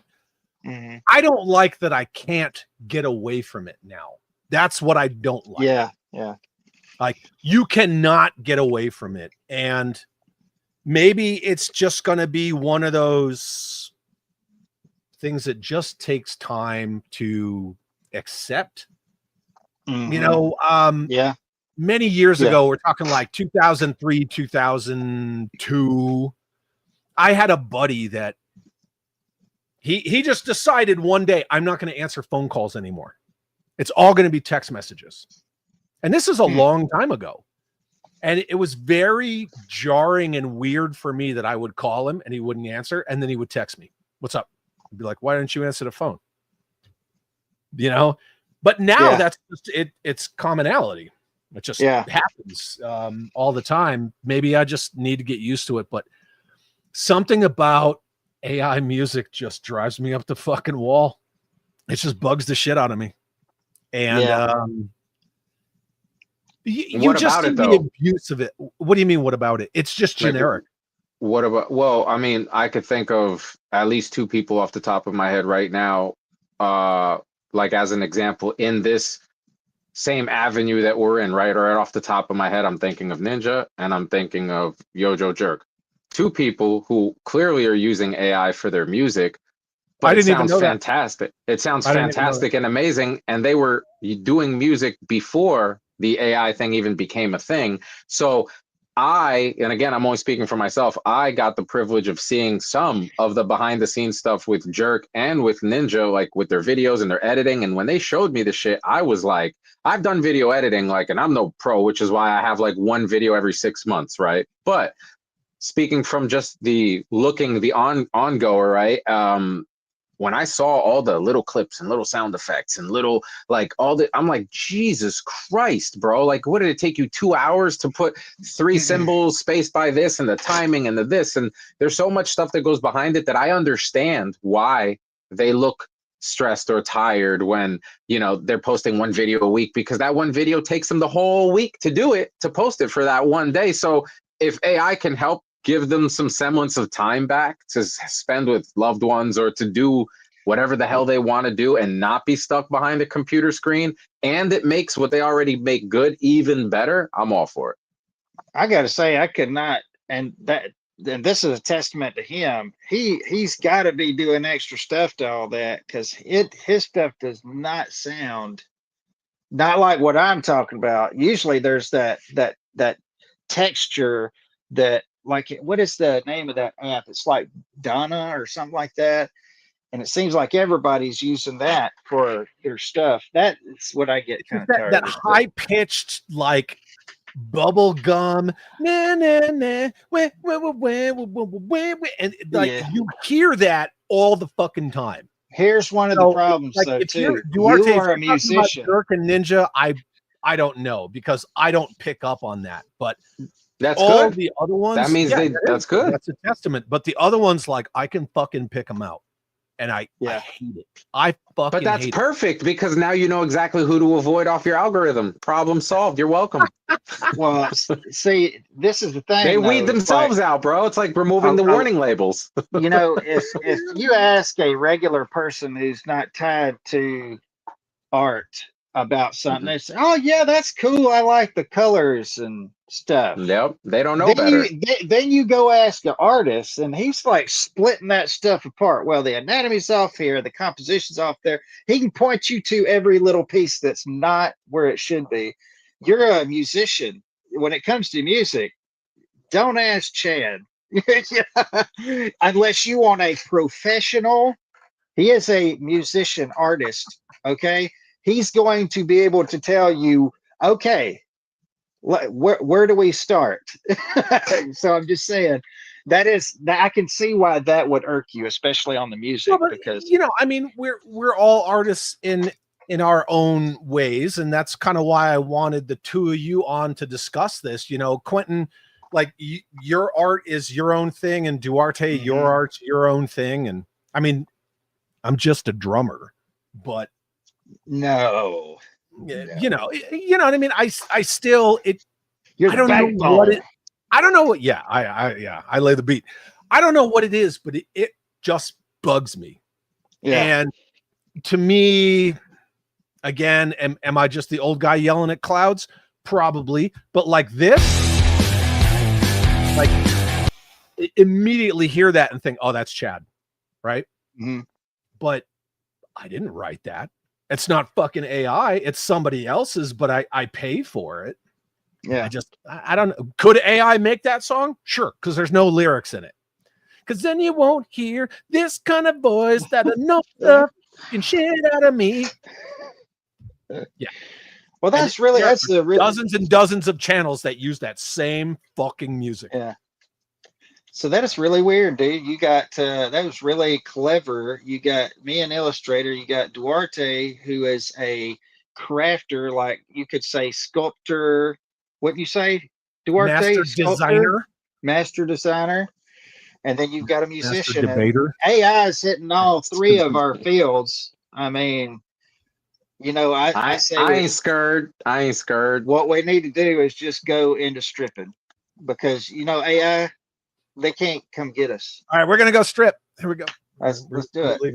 I'm telling you, listen, I'm gonna do a only foots, like only feet, only feet. Yeah. Yeah, my OF. That, because bro, listen, think about it. Think about it. Listen, everyone here, all right, I'm giving you free advice, you know, but you don't have to take it if you don't want to. If you got nice feet, right? They'll never ever know it's you, because do you really walk around barefoot in public ever? So like, dude, you're good. It's not like you got caught on a video doing something with your face, right? And then people look at you and they're like, that's that guy that's, you know, nah. They're gonna be like, oh yeah, feet. He's got boots on. I don't know if he even has feet. They might be fake. Who knows, right? But dude, I'm telling you, only feet. Do it. Maybe I'll start my own little, you know, genre where hands or ears. What about that? Nobody's thought of that, right? Oh yeah. Nah, ears are more like fingerprints, bro. Those are definitely identifiable. Yeah. I got none of that. Mother Slug says, curious question is, if Hasbro released a new animated cartoon of G.I. Joe and it had all the original characters and plots, vehicles, top-notch storyboards, only AI made it, you think fans would be for it? Honest. There'd be the pitchfork crew, and then there would be the people who were like okay with it. But assuming that it was like today's quality and not like shitty graphics, yeah, I would, because it would be like an HD version of what I already like. So yeah, I would love to see that interpretation. But if you're literally just like updating 3 pixels and a brighter hue of red, like, no, I don't want to. I'll just go back to the old shit then. Yeah. I think a lot of it boils down to, it's all individual, results may vary. If they did a new animated series, okay, well, we're saying original characters and blah, blah, blah. When they came out with that, when they came out Product with placement, the trailer for that new side-scrolling freaking Wrath of Cobra game, I was like, why is there not an animated series just like this trailer? Yeah. Like it was awesome. It was gritty. And that's, I got pumped. I was like, man, I need to see an animated series like this. If Hasbro did that with AI, I'd fucking watch it. Yeah. Got him. Just me. Got him. Well, yeah, I think we beat that up. I appreciate you guys. We figured it out. Your thoughts and insights. We did it. Problem We solved. changed the world. Everybody knows now. Now I know that I'm just a grumpy old bastard and I need to just shut up and accept it. How could you know if you like something if you didn't try it yet? Did you taste it yet, Chad? You didn't even taste it yet. You just smell it from other people. You're watching other people eat it, but you got to eat it. I don't want to. Well, that's your problem. Then I don't want to hear you cry about it. It is my problem, and I'm allowed to have it. That's called a first world problem, my friend. That is. I don't know. I just again, it's back down to individual results. Right. It is. Our own experiences kind of shape that stuff. And anytime I look at an AI generated thumbnail for my stuff, right? When StreamYard or YouTube says, "Oh, well, try this thumbnail," and I'm like, "Fuck no, God, that looks like shit." But that's just me, right? Mhm. Maybe They're trying to help you, Chad. Maybe your opinion's skewed, Chad. Right? okay. So what we're saying is that my opinion sucks. What we're saying. Well, you know what though? If you make something bad, and you still want to use it, it's yours. So you can do it if you want to. So Right. And Chad's getting mad that AIs that they're telling him this is how we can make you better, Chad, but you're not listening to us. See, that's YouTube trying to talk to you, Chad. Are they trying to make me like the fucking $6 million man? They make me faster and stronger. At the end of the day, if my videos don't do very well because of my choice of creating thumbnails, that's on me. Yeah. I understand that YouTube's changing their algorithm all the time and things like that, and they want specific kind of thumbnails. And Ryan's really been kind of giving me like his experiences, like, hey, instead of that, like I did the one with the Mr. Potato Head outside of Hasbro with the middle finger and all that stuff. And he was like, if you would have made it a little more vague and the title just a little different, it would have gotten so much more traction. And AI's already aware of that. But it's just like, it's the same thing as when I cut in all the fucking weird clips, not necessarily that are in my live streams, but when I put, a clip like this in a video. Right? And in the live streams, it's funny, right? And people expect that kind of nightmare fuel from me. But when I cut that shit into my videos, I do that because it's my flair. It's my style. At the end of the day, it's my shit, right? If I want to do it, I'm going to fucking do it. Yeah. Hell or high water. If people talk shit about me for it, that's fine. I don't care. But AI doesn't like me to do that. I guess that's where I'm going with that. So thank you, my small world. It's good to be here. Thank you for having me, Chad. I'm sorry I was late. Oh, no. Don't be sorry at all. I've got an issue with time zones, and you're not in a time zone, and I am, and yeah. It happens. It's okay. Jim We'll Largo. Mr. Yes. Quincy Bedwell. This is for you. Yeah. Quentin, we need action farce. The Ma'am Strikes Back. Oh yeah. She might kill all of y'all. I mean, you never know. Dude, she's a bad bitch in that comic. Well, we learned in the last installment that she's the one who is putting together and naming all of the operations. So, you know, maybe we should. My Small World also said people who talk shit about Chad just have diarrhea of the mouth. You know what? Nah, at the end of the day, I don't care. We all have our own opinions. Totally good. Everybody's got their own opinions. And then my good friend, my good friend Kenzo's Creations from Colorado says Mountain Time Zone is You're Italian now? the Lord's time zone. Oh. I'm Italian, yeah. What's it to you? Look, tomorrow is like, if you're Italian American, tomorrow is like our only true holiday. That's it. Makes sense. Columbus Day, huh? Columbus Day. Yeah. Columbus Day, like if you're Italian American living in New York, like Columbus Day is like your day. And so like I took that to the other side of the country. Columbus Day is always our day. Out here in New Mexico, when they got rid of Columbus Day as a school holiday, I always kept my kid out of school on Columbus Day. And I said, I would tell her, let your teachers know that you won't be in school on Friday because it's Columbus Day and it's your people's holiday. So yeah. Yikes. Yeah. Don't be going setting fish on people's doorsteps, Chad. I have been to the Church of Fish and Loaves in Israel. It's a very nice church. Yeah. That being said, gentlemen, I want to thank you for your time, for hanging out with me, for sharing your expertise as creatives that you are. And Duarte, I'm going to put you on the spot, my dude. What's going on with Cobra Island?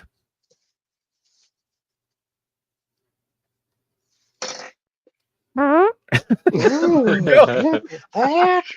man, I don't know what's going on with it right now. Look at Honestly, design wise, I'm further ahead than I thought I would be, but obviously with the move now, I'm gonna have to start the printing process after I get into the new studio, because we're talking parts that are gonna be printing for 20-30 hours at a clip. You know, these big pieces are big pieces. I owe you some more money, but that's a behind the scenes thing. But I didn't send anybody to collect. Yeah, you're okay. You're still in the safe threshold. Please, by all means, send somebody to my house to collect anything. I'm gonna send you that Dominic Toretto care package, the one where you open the box and just. Okay. But then I wouldn't get paid, so then that wouldn't really. I don't remember which one that was, but yeah.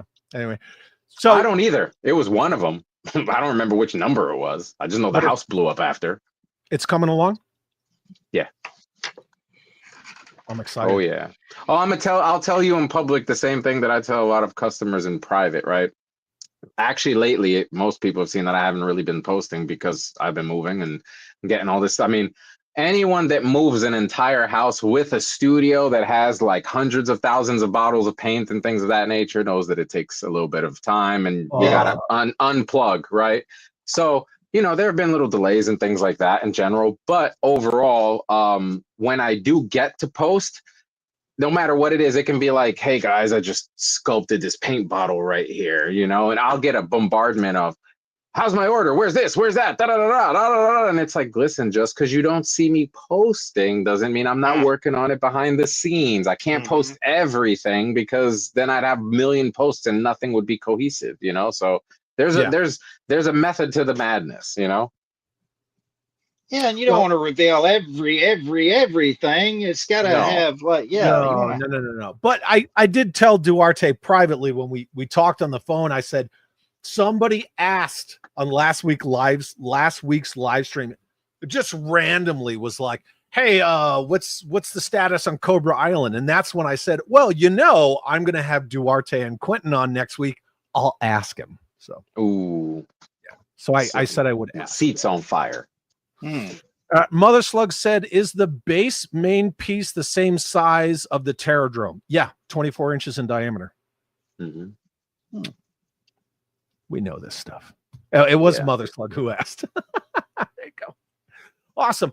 Well, I love you both, and I thank you for sharing your opinions on AI, because I'll freely admit that I don't mess with it. I just kind of see it all over the place, and opinions are like assholes. Mine's not for everybody, and I kind of wanted to know, like, from real true artists, in this space that we all kind of coexist in. I'm not going to use the K sounding word, but I just wanted to know what you guys thought about it, your impressions and things like that. But the card art really bugs me. The card art bugs me. Yeah. You're never going to let that go. Gonna go away. No, I'm not. Which is, we're talking about a line, like, as I look around this room, and it's just like boxes to the ceiling of just amazing art. That's all going to be like done by computers. It feels soulless to me. Mm-hmm.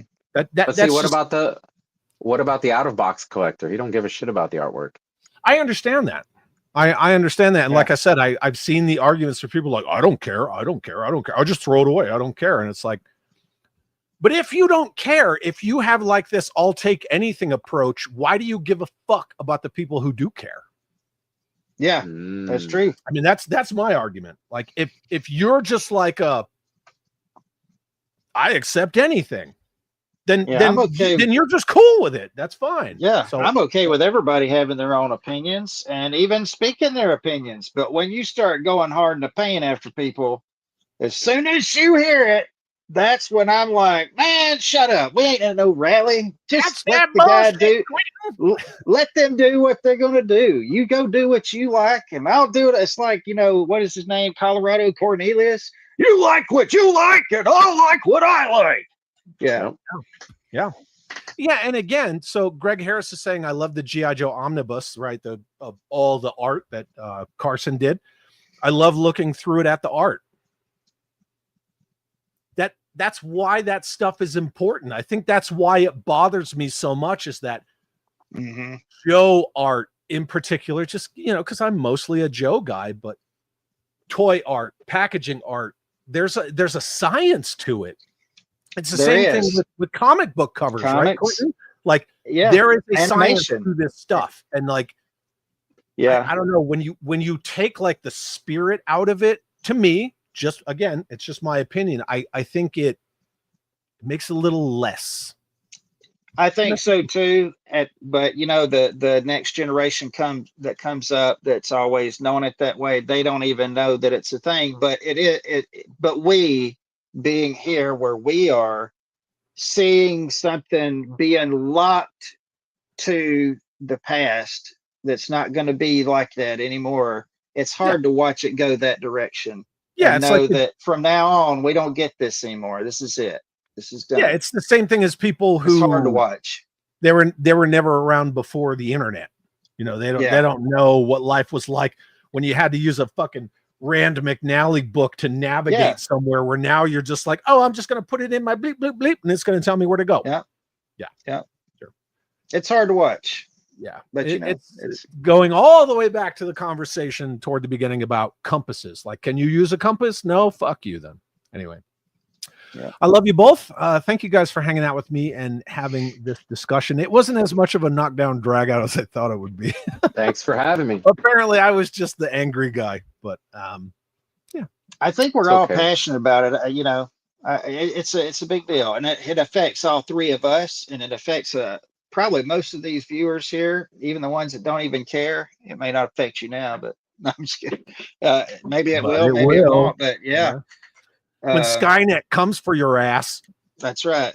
Yeah, fair enough. As is tradition around here, we're going to sign off, and I need you to muster as much Quinton J. Bedwell as you can for me, Quinton, and sign us off. Okay. Okay, here we go. Wrap it up. Shit. Here we go. Ladies and gentlemen, thank you for tuning in to It's Chan talking about AI. We appreciate you coming by. Have a good one.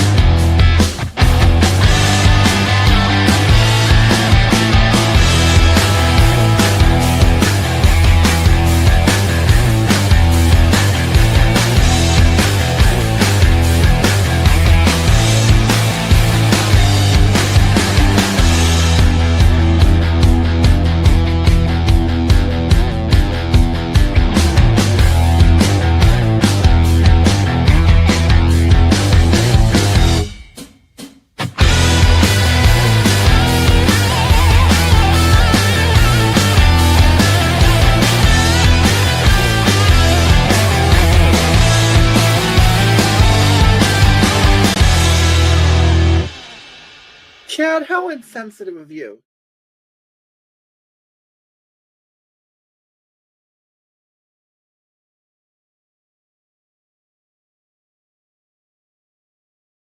Hi, Devine. Have a good night.